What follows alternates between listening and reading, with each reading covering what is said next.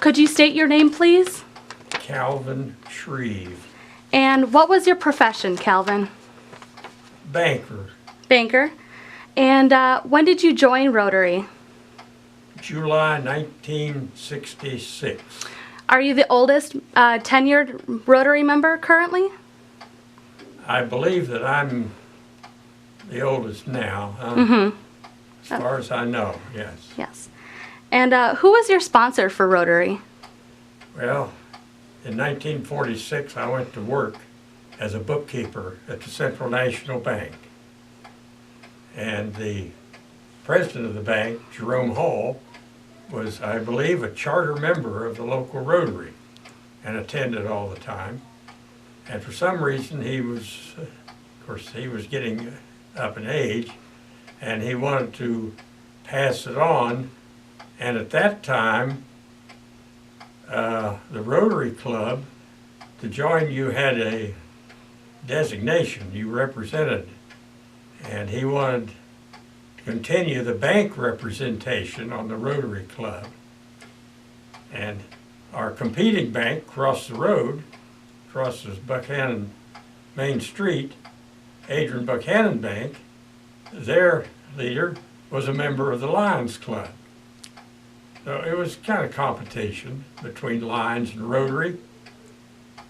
And of course it was an all-man organization at that time.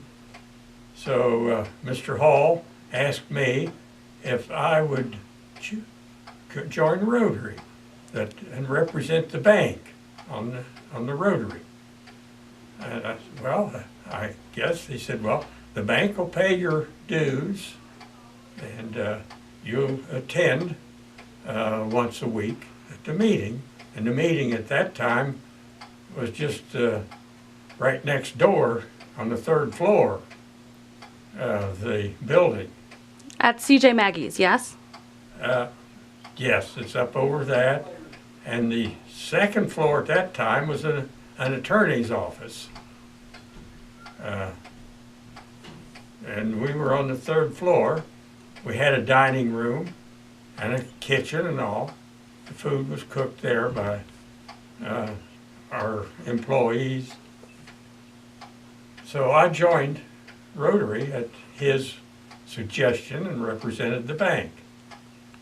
And I found that Rotary had some other meetings, district conferences, and the bank said, well, yes, you can go to the conferences and just write an expense check from the bank to take care of this.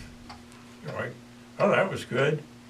And that evolved after, I don't know how many years, sometime they come up with a Rotary conference at Ogilvie.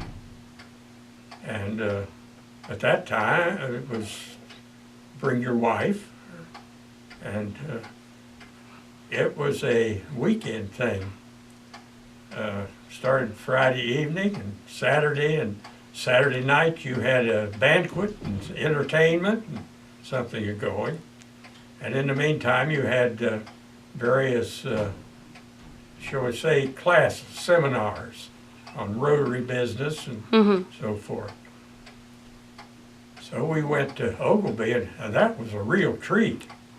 The Weirton Club had gone all out in decorating, had a beautiful dining room and good entertainment. I can remember we were there more than once at the conferences. I know one year the group, the Steelmen, were from Weirton, or Wheeling, were the entertainers, and their music was great. And one thing led to another. Then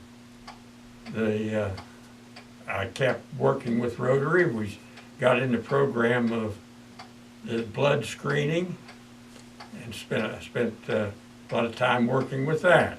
How long has a blood screening been going on for? You'd have to ask someone with better history of when it happened. Dean Everett was one of the ones that got that started. Okay. So have you sponsored anyone at Rotary? I don't recall that I did, because when I joined, of course, my friends were Rotary, were bank, and Rotary was limited to the number of bankers that they could be on the Rotary membership.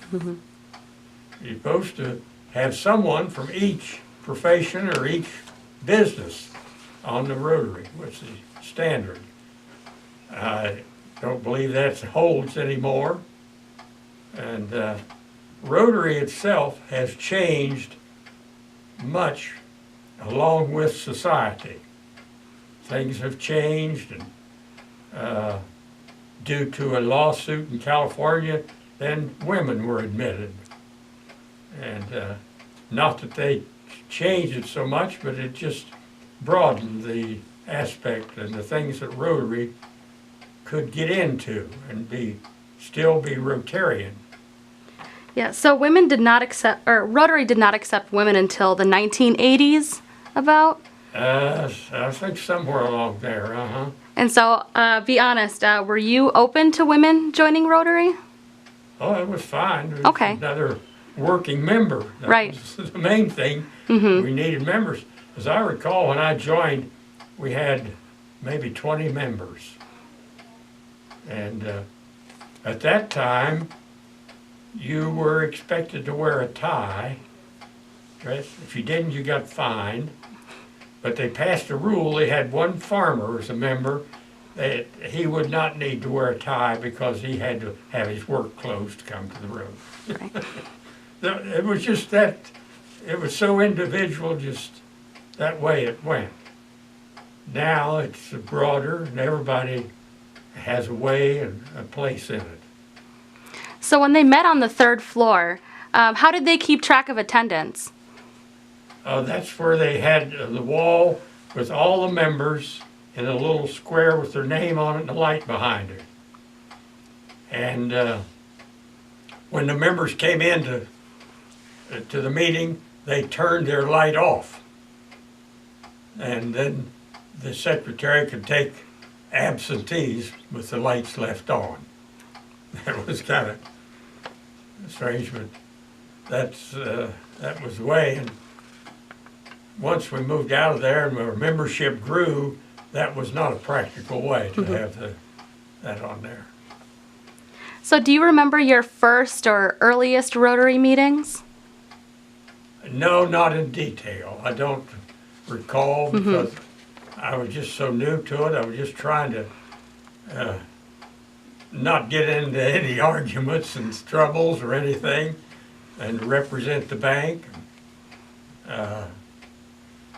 Then I progressed through Rotary, was a president of the local club once. And the duties then of seeing about programs now, but that has been changed in a sense in that you have people in charge of programs and you have people in charge of different things, which since you have a larger membership, you can do. What advice or comments do you have for anyone interested in becoming a Rotarian? Well, that it's a very active service organization, and if you want to have a place to have lunch with people you know and are friends with, it makes a good place and a good place to serve. Since Rotary has, well, the blood screening is probably the biggest thing we do. That's a fundraiser. But there's other programs that they work with. How has Rotary shaped or influenced you over the years as a banker? Well, I don't know. As a banker, I know in Rotary, I met many bankers from the other cities and so forth, but we met them through banking too, but we find that they were Rotarians. Each bank in town had a Rotarian.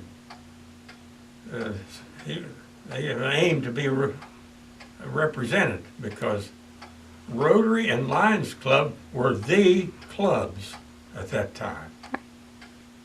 And if you wanted to your organization wanted to be there, you wanted someone on that club membership. All And right. in turn, being a member gave you kind of a standing with the rest of the business scene. All right. Well, thank you so much for being here today, Calvin. And it's such an honor to meet a World War II veteran. So thank you for your service. Thank you.